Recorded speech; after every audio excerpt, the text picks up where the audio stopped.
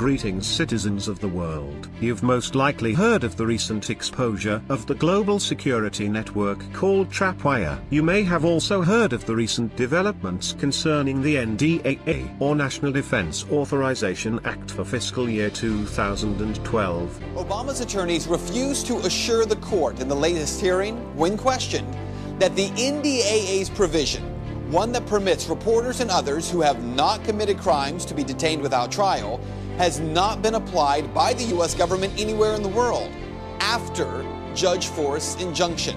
In other words, they were saying to a U.S. judge that they could not or would not state whether Obama's government had complied with the legal injunction that she had laid down before them.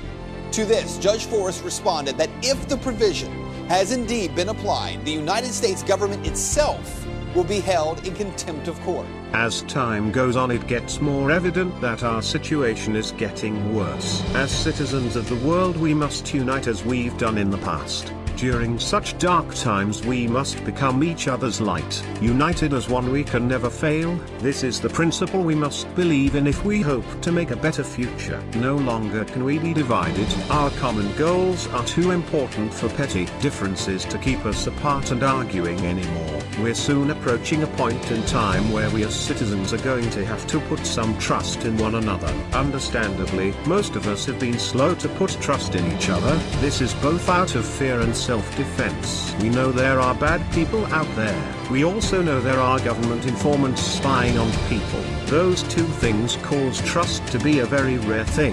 However, that's exactly what the powers that be want. Their goal has always been divide and conquer. Our mistrust in one another is exactly the power that they hold over us. In short, we need to organize, and we need to do it fast. If we fail to organize, plan, and strategize as a united force, then we don't have a future worth fighting for. This is about so much more than being prepared for the worst. It's also about being prepared to create a brighter future where all citizens, no matter what race, age, gender, etc., are seen as equals and are entitled to the same freedom we are fighting for. Before the end of this year, by December 21st, 2012, you're being urged to let go of any hate and or mistrust you have towards any fellow citizens of this world.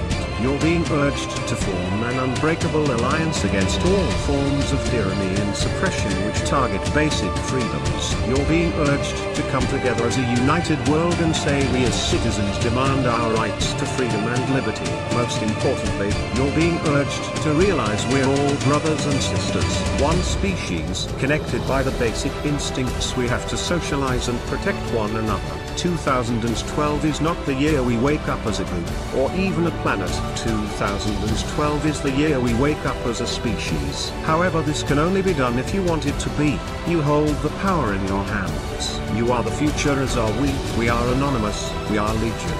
We do not forgive. We do not forget. Expect us to stand up with and or for our neighbors as we expect you to stand with yours.